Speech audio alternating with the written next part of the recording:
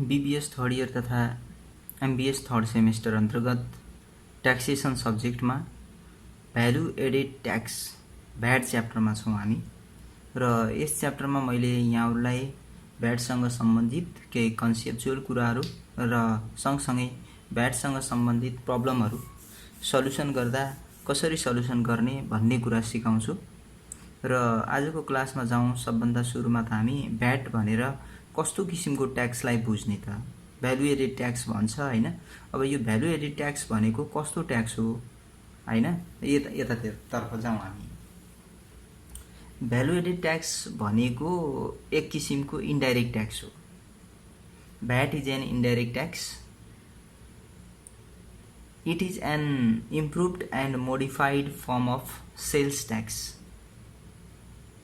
अब यो चाहिँ के छ भने सेल्स ट्याक्सको चाहिँ मोडिफाइड फर्म र सुधारिएको हैन, सुधारिएको एउटा स्वरूप हो। अब यो इन्डाइरेक्ट ट्याक्स हो र सेल्स ट्याक्सको मोडिफाइड फर्म हो भनेपछि यसमा खास गरी पहिले सेल्स ट्याक्स भनेर कलेक्सन गरिन्थ्यो। यो सेल्स प्राइसमा बेस हुन्थ्यो। अब त्यसरी कलेक्सन गर्नुभन्दा पनि जुन डिस्ट्रिब्युसनको डिफ्रेन्ट च्यानलहरू छ, डिस्ट्रिब्युसनका डिफ्रेन्ट स्टेजहरू छन्, ती प्रत्येक स्टेप्सहरूमा जति भ्यालु एड हुन्छ वा भ्यालु एड गरिन्छ त्यो एड भएको भ्यालुमा मात्रै बेस भएर ट्याक्स क्याल्कुलेसन गरिन्छ भने त्यस्तो किसिमको ट्याक्सलाई हामी भ्याट भनिन्छ। भ्यालु एडेडमा बेस भएर क्याल्कुलेसन गरिने ट्याक्स। अब यो भ्याट खास गरी कन्जम्सनमा बेस हुन्छ, अर्थात् कन्ज्युमेबल गुड्सहरूमा धेरै जसो भ्याट चाहिँ चार्ज गरिन्छ। तसर्थ यो खास गरी के छ भने जति पनि कन्ज्युमरहरूले कन्जम्सनका लागि पर्चेज गरिएका हुन्छन् वस्तुहरू छन् त्यसमा भ्याट इम्पोज गरिन्छ र फाइनल्ली कस्टमरहरूलाई कन्ज्युमरहरूलाई नै भ्याटको बेस अर्थात् लोड चाहिँ पारिन्छ।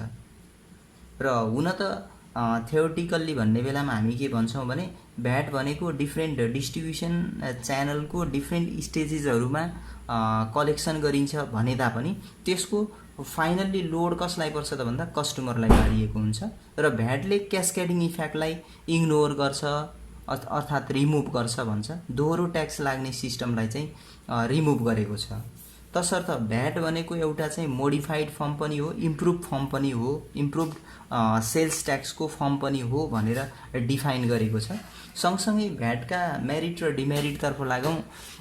अघि पनि मैले भने भ्याटले तपाईँको चाहिँ क्यास्केडिङ इफेक्टलाई चाहिँ इग्नोर गर्छ। एउटा त भर्खर हामी मेरिटमा के कुरा गऱ्यौँ भने भ्याटले क्यास्केडिङ इफेक्टलाई चाहिँ रिमुभ गर्छ। यसको अर्थ के भयो भने जुन ट्याक्समा पनि दोहोरो ट्याक्स लाग्ने सिस्टम थियो, जुन सेल्स ट्याक्स पहिले सेल्स ट्याक्समा चार्ज गर्ने बेलामा चाहिँ एकपल्ट ट्याक्स लाग्यो भने त्यो ट्याक्स लागेको फिगरमा पनि फेरि दोहोरो ट्याक्स लाग्ने सिस्टम थियो। त्यो सिस्टमलाई चाहिँ भ्याटले इग्नोर गर्दैछ, त्यसलाई चाहिँ रिमुभ गर्दैछ। एउटा हामी मेरिटको रूपमा त्यसलाई लिन सक्छौँ। त्यसै गरेर दोस्रोमा के छ भने भ्याट सिस्टममा गइसकेपछि ट्याक्स इभेसनको चान्स अर्थात् ट्याक्स चाहिँ जुन छलीको सम्भावना छ त्यो चाहिँ न्यून हुन्छ।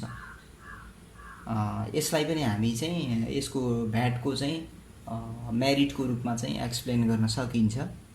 त्यस्तै एडमिनिस्ट्रेटरहरूलाई चाहिँ अन्य इन्डाइरेक्ट ट्याक्सहरूको तुलनामा भ्याट क्याल्कुलेसन गर्न चाहिँ अलिकति सजिलो पनि हुन्छ। एउटा निश्चित फर्मेट फलो गऱ्यौँ भने र त्यही फर्मेटमा बेस भएर हामी क्याल्कुलेसन गऱ्यौँ भने अन्य इन्डाइरेक्ट ट्याक्सहरू क्याल्कुलेसन गर्दा जस्तो झन्झट चाहिँ हुँदैन भ्याट क्याल्कुलेसन गर्दा।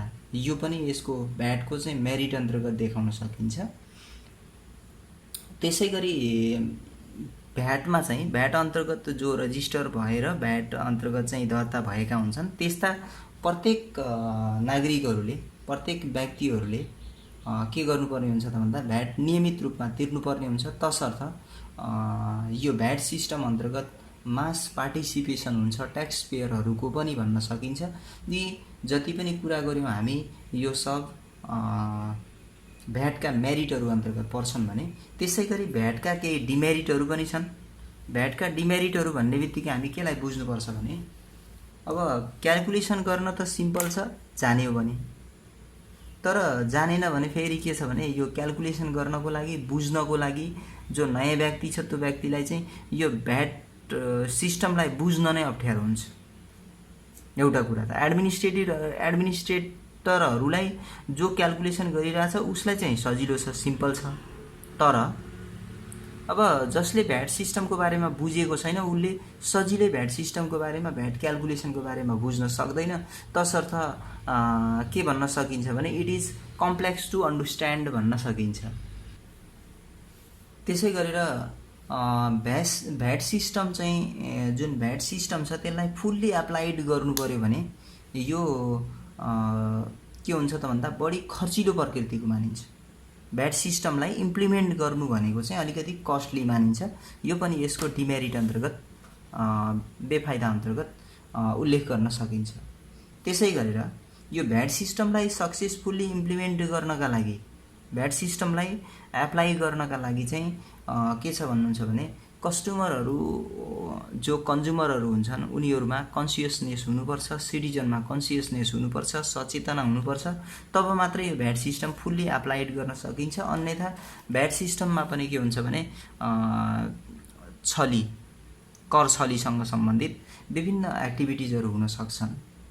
र नेपालको सन्दर्भमा भन्ने भने त नेपालमा त तपाईको भ्याट सिस्टमलाई सही तरिकाले इम्प्लिमेन्ट गर्नै नसकेको अवस्था छ। एउटै भ्याट बिल काटेर तपाईको दिनभरिको कारोबारहरू सञ्चालन गरेको पनि पाइन्छ। अब त्यो चाहिँ सिस्टम अलिकति एडमिनिस्ट्रेटिभहरूले अलिकति इफेक्टिभ सिस्टम चाहिँ लागू गर्न नसकेको कारणले गर्दा त्यस्तो भएको हुनसक्छ।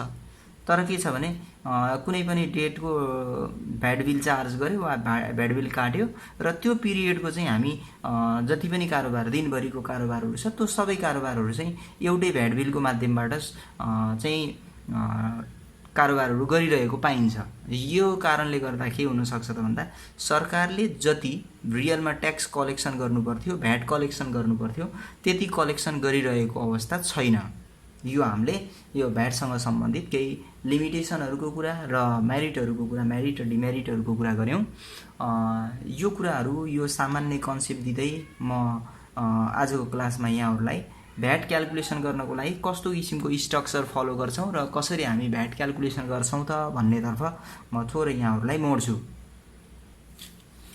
भ्याट क्याल्कुलेसन गर्नका लागि मैले एउटा फर्मेट स्ट्रक्चर लिएँ र यो स्ट्रक्चरमा हामी के गर्छौँ भने फर्स्टमा च्यानल्स, डिस्ट्रिब्युसन च्यानलको रूपमा डिस्ट्रिब्युसन च्यानल हामी यहाँ देखाउँछौँ। अनि त्यसपछि हाम्रो कस्ट प्राइस, कस्ट प्राइस पछि हामी added value,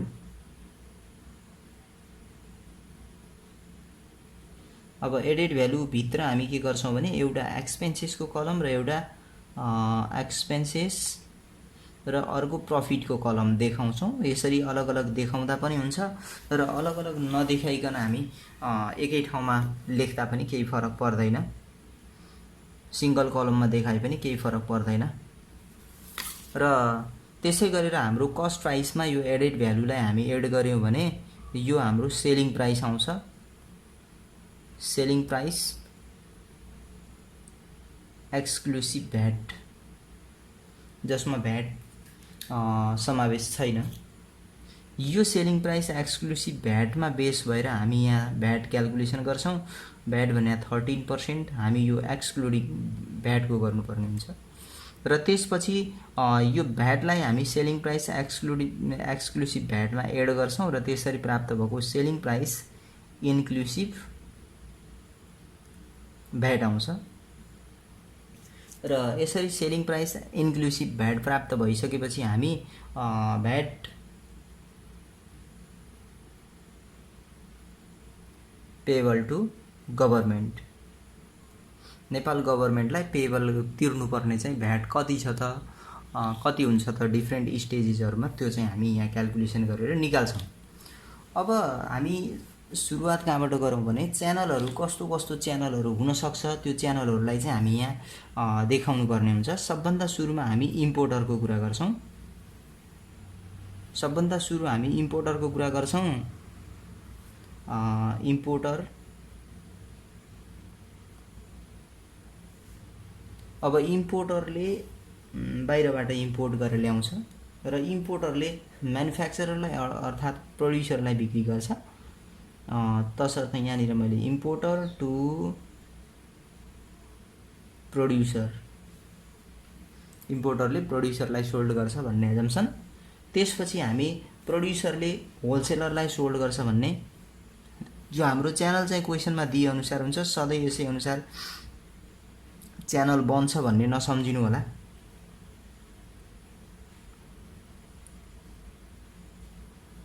producer to wholesaler, producer to wholesaler पछि हामी wholesaler to retailer,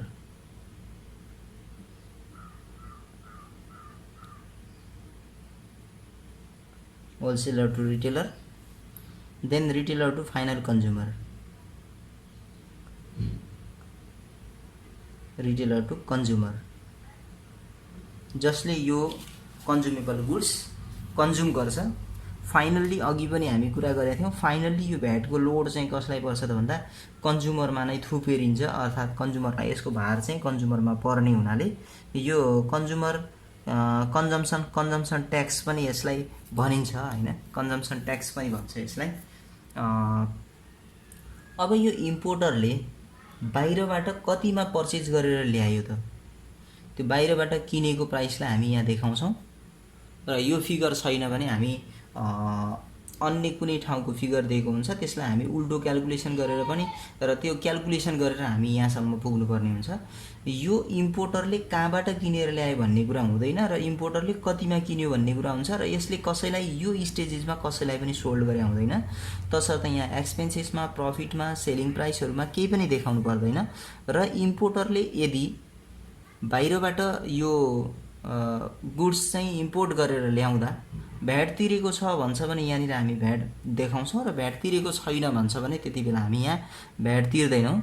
selling price inclusive VAT पनि देखाउनु पर्दैन। योभन्दा पछि हामी यहाँनिर देखाउने बेलामा, जस्तो यो ए रिजल्ट मान्यौँ, यो एलाई यहाँ हामी कपी गर्छौँ, ए यो नै हामी यहाँ राखेका हौँ। अनि त्यसै गरेर दोस्रोमा हामी यो इम्पोर्टरको जुन कस्ट थियो त्यसलाई हामी यहाँनिर इम्पोर्टरकै कस्टमा यहाँ ट्रान्सफर गऱ्यौँ। इम्पोर्टरले होलसेलरलाई बिक्री गर्ने बेलामा इम्पोर्टरको कस्ट प्राइसमा उसले प्रड्युसरलाई सोल्ड गर्नुभन्दा अघि कति एक्सपेन्सेस इन्कर गर्यो यो दुईटालाई हामी एड गर्छौँ।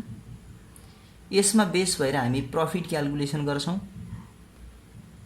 अनि हामी यो जस्तो यसलाई 1 नम्बर, यसलाई यो एक्सपेन्सेसलाई 2, प्रफिटलाई 3 गऱ्यौँ भने यो 4 नम्बर जुन सेलिङ प्राइस एक्सक्लुडिङ भ्याट छ यो क्याल्कुलेसन गर्ने बेलामा 1 + 2 + 3 गर्नुपर्ने हुन्छ यो। अनि हामी यो भ्याटको कुरा गर्दैछौँ, यो 5 नम्बरको, यो 5 नम्बर कसरी आउँछ त भन्दा 5 = 13% अफ 4, यो 4 कलमको 13% गऱ्यो भने 5 कलम आउँछ। मैले यो सर्कल गरेको छु, नत्र भने 5 को वा 4 को नै 13% गरिएला, यो कलम भन्न खोजिया हो है। अनि त्यसपछि हामी यो जुन यो 4 नम्बर, यो 5 नम्बर, यो अब 6 नम्बर कलम छ, यो 6 नम्बरको कलम क्याल्कुलेसन गर्दा हामी 4 + 5 गर्छौँ। 4 र 5 को दुईटाको सम भनेको हामी 6 नम्बर कलममा यहाँ क्याल्कुलेसन गरेर निकाल्दाखेरि त्यसरी निकाल्नुपर्छ, एड गरेर निकाल्छौँ भन्ने कुरा हो। र सेलिङ प्राइस हामी यो तीनवटालाई एड गऱ्यौँ भने 4 नम्बर कसरी आउँछ त भन्दा 1 लाई, 2 लाई र 3 लाई एड गऱ्यौँ भने हाम्रो 4 नम्बर आउँछ। अनि यो 4 को 13% चार्ज गऱ्यो भने हाम्रो के आउने रहेछ, भ्याट आउने रहेछ, जसलाई बी ले डिनोट गरिन्छ।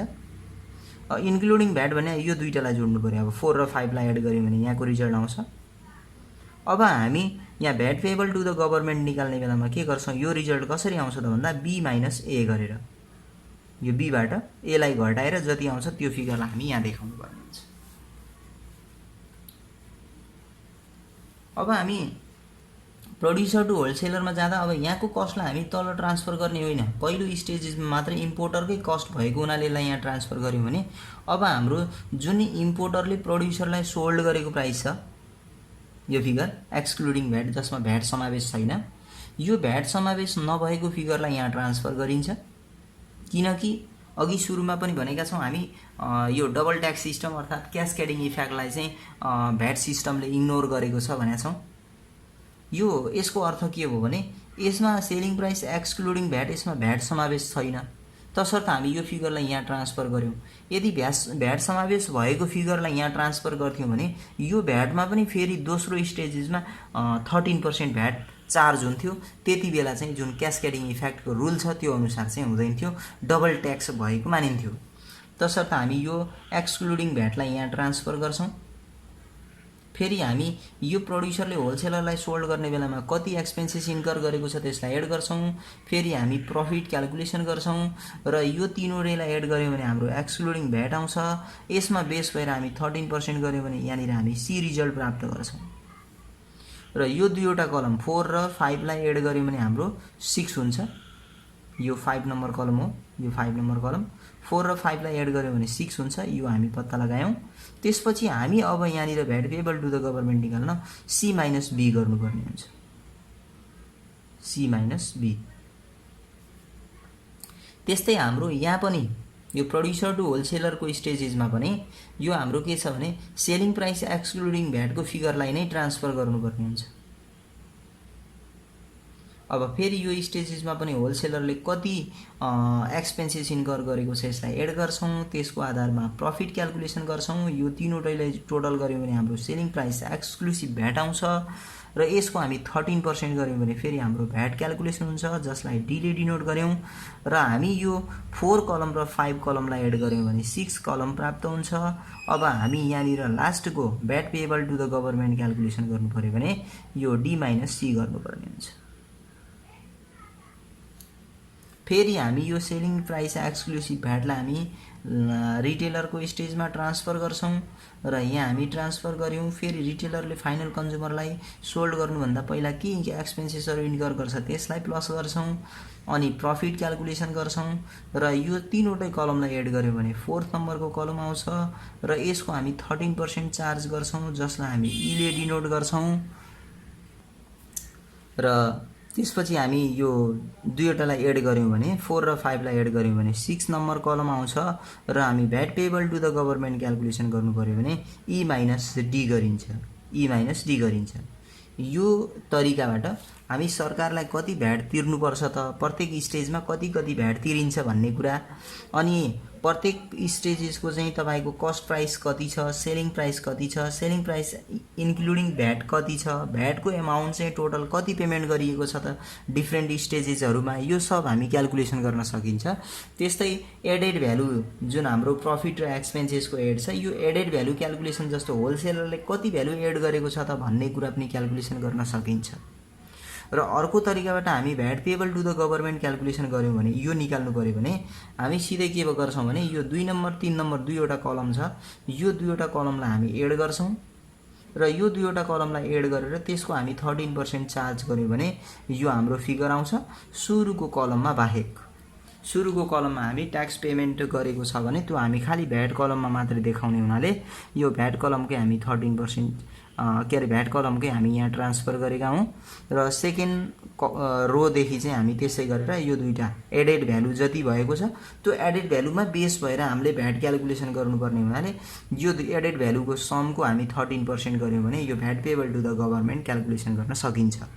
यसरी मैले आजको क्लासमा यहाँहरूलाई भ्याट भ्यालु एडेड ट्याक्ससँग सम्बन्धित सामान्य कन्सेप्ट जसको मेरिट र डिमेरिटहरूको कुरा, अनि त्यसको चाहिँ भ्याटलाई डिफाइन गर्ने बेलामा एज अ इन्डाइरेक्ट ट्याक्सको रूपमा डिफाइन गरिन्छ हैन, यो चाहिँ मोडिफाइड र improve form of sales tax हो भन्ने कुरा पनि कन्सेप्चुअल केही आइडिया दिएँ।